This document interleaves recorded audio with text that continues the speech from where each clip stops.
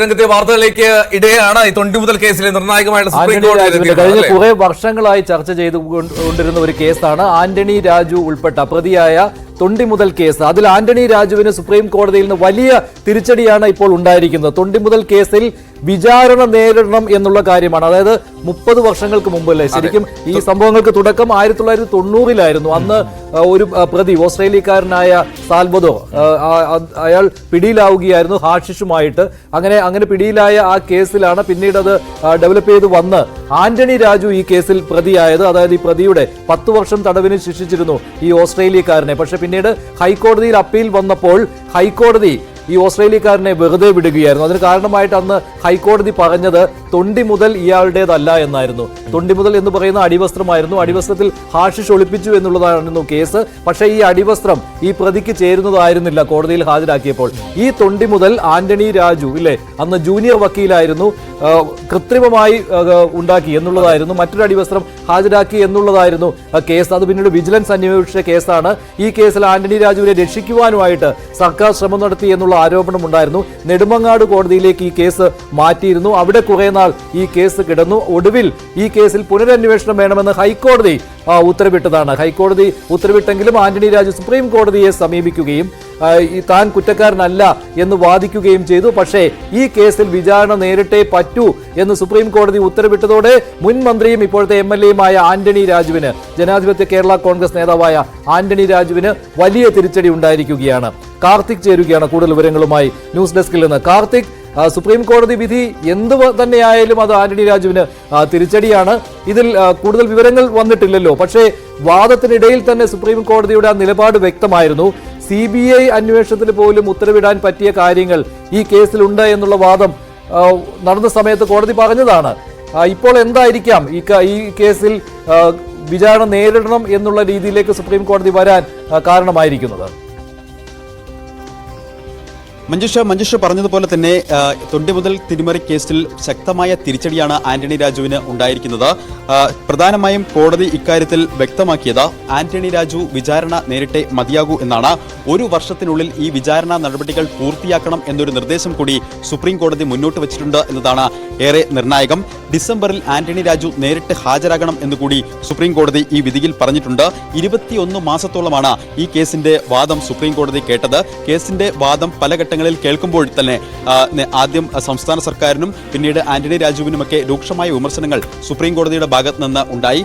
ഒരു ഘട്ടത്തിൽ സംസ്ഥാന സർക്കാരിന്റെ സത്യവാങ്മൂലത്തെ അടക്കം വിമർശിക്കുന്ന സാഹചര്യം സുപ്രീം കോടതിയിൽ നിന്ന് ഉണ്ടായി എന്നതാണ് ശ്രദ്ധേയം. ആ ഘട്ടത്തിലാണ് CBI അന്വേഷണത്തിന് വരെ ഉത്തരവിടാൻ കോടതിക്ക് മടിയില്ല എന്നൊരു പരാമർശം സുപ്രീം കോടതി നടത്തിയത്. ഏതായാലും 1990 ഏപ്രിൽ 4-നാണ് ഈ കേസിനാസ്പദമായ സംഭവം നടക്കുന്നത്. ലഹരി മരുന്നുമായി തിരുവനന്തപുരത്ത് പിടിയിലായ ഓസ്ട്രേലിയൻ പൗരൻ, അദ്ദേഹത്തിനെതിരായ കേസ്, ആ കേസിലെ നിർണായക തൊണ്ടിമുതലായ ആ അടിവസ്ത്രം വെട്ടിത്തച്ച് ചെറുതാക്കി എന്ന് കണ്ടെത്തിയതാണ്.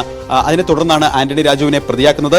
കേസിൽ പല സാങ്കേതിക പ്രശ്നങ്ങൾ ഉന്നയിച്ച് ആന്റണി രാജു പല ഘട്ടങ്ങളിൽ ഹൈക്കോടതിയെയും അതോടൊപ്പം തന്നെ വിചാരണ കോടതിയും ഒക്കെ സമീപിച്ചതാണ്. അങ്ങനെയാണ് ഈ കേസ് ഇത്രയും അധികം കാലതാമസം ഉണ്ടാകാനുള്ള പ്രധാന കാരണവും. കേസിൽ കോടതിയുടെ കസ്റ്റഡിയിലുള്ള ഒരു വസ്തുവിൽ കൃത്രിമം നടന്നാൽ അതേ കോടതിയുടെ അനുമതിയോടെ മാത്രമേ ഇക്കാര്യത്തിൽ തുടർ നടപടികൾ പാടുള്ളൂ എന്നൊരു വാദമാണ് ഹൈക്കോടതിയിൽ അദ്ദേഹം ഉന്നയിച്ചത്. ഈ വാദം തന്നെയാണ് പിന്നീട് പല ഘട്ടങ്ങളിലും അദ്ദേഹം ഹൈക്കോടതിയിൽ ആവർത്തിച്ചതും. പക്ഷേ ഇപ്പോൾ കേസ് തന്നെ റദ്ദാക്കണമെന്ന് ആവശ്യപ്പെട്ടുകൊണ്ടാണ് അദ്ദേഹം സുപ്രീം കോടതിയെ സമീപിച്ചത്. ആ അപേക്ഷയിലാണ് ഇപ്പോൾ നിർണായകമായ വിധി വന്നിരിക്കുന്നതും. ഏതായാലും ആന്റണി രാജുവിന് ശക്തമായ തിരിച്ചടി തന്നെയാണ് ഇപ്പോൾ വന്നിരിക്കുന്ന വിധി. പക്ഷെ അപ്പോഴും മഞ്ജുഷ് നേരത്തെ പറഞ്ഞതുപോലെ 30 വർഷം മുൻപുള്ള കേസാണിത്. സ്വാഭാവികമായും അന്ന് അത്രയും ഏറെ കാലപ്പഴക്കമുള്ള കേസായതുകൊണ്ട് തന്നെ സാക്ഷികളിൽ പലരും അവർക്ക് പ്രായാധിക്യം കാരണം കോടതി നിയമ നടപടികൾ നേരിടാനുള്ള ബുദ്ധിമുട്ടുണ്ട്, സാക്ഷി പറയാനൊക്കെ ബുദ്ധിമുട്ട് ഉള്ളവരാണ് എന്ന് പറഞ്ഞിരുന്നു. നേരത്തെ ഒരു ഘട്ടത്തിൽ വിജിലൻസും ഇക്കാര്യത്തിൽ ഒരു അഭിപ്രായം അറിയിച്ചിരുന്നു. അതായത് ഈ കേസുമായി ബന്ധപ്പെട്ട പല ആളുകളും ഇതിനോടകം തന്നെ മരിച്ചു പോയിരിക്കുന്നു. അത്തരത്തിൽ ഇപ്പോൾ വിചാരണ നേരിടണം എന്ന് പറഞ്ഞെങ്കിലും കേസിന്റെ മുന്നോട്ടുള്ള തുടർ നടപടികളിൽ ഈ കാര്യങ്ങളൊക്കെ എങ്ങനെ വരും എന്ന് കണ്ടറിയണം. പക്ഷേ എന്തു തന്നെയായാലും കേസ് റദ്ദാക്കണം എന്ന ആന്റണി രാജുവിന്റെ അപേക്ഷയിൽ സുപ്രീം കോടതിയിൽ നിന്ന് നിർണായക വിധി വന്നിരിക്കുന്നു. കാർത്തിക് പറഞ്ഞ പോലെ ഇത് 30 വർഷം പഴക്കമുള്ള കേസാണ്. പക്ഷേ ഇതിൽ ശ്രദ്ധിക്കേണ്ട ഒരു കാര്യം, ആന്റണി രാജുവിനെ രക്ഷിക്കുന്നതിന് വേണ്ടിയുള്ള ശ്രമങ്ങൾ ഇതിനിടെ നടന്നിട്ടുണ്ട് എന്നുള്ളതാണല്ലോ. 30 വർഷമാണ് ഈ കേസ് നീണ്ടത് എന്ന് പറയുമ്പോഴും ആന്റണി രാജുവിനെതിരെ കുറ്റപത്രം വന്നത് 2006 അന്ന് സെൻകുമാർ ഈ കേസ് അന്വേഷിക്കണമെന്ന് 2005 പുനരന്വേഷണത്തിനുള്ള ഉത്തരവ് നൽകുകയും 2006 തന്നെ വഞ്ചിയൂർ കോടതിയിൽ കുറ്റപത്രം കൊടുത്തതാണ് ആന്റണി രാജുവിനെതിരെ. പക്ഷേ 8 വർഷമാണ് ആ കേസ് വെളിച്ചം കാണാതെ അവിടെ കിടന്നത്. അത് വലിയൊരു താമസമായി മാറുന്ന ഒരു സമയമായി പോയില്ലേ? അതൊരു വലിയ കാലയളവായി. പിന്നീട് നെടുമങ്ങാട് കോടതിയിലേക്ക് മാറ്റുന്നു. 2014 അവിടെ വരുന്നു. പിന്നീട് അദ്ദേഹം ഈ വിചാരണ സമയത്തൊന്നും ഹാജരാകാതെ വരുന്നു. എന്റെ ഓർമ്മ ശരിയാണെങ്കിൽ 20 തവണയോ 22 തവണയോ ഈ കേസ് മാറ്റിവെച്ചതാണ്. ഇദ്ദേഹം ഹാജരാകാതെ വന്നു, പിന്നെ പല കാരണങ്ങൾ കൊണ്ട്.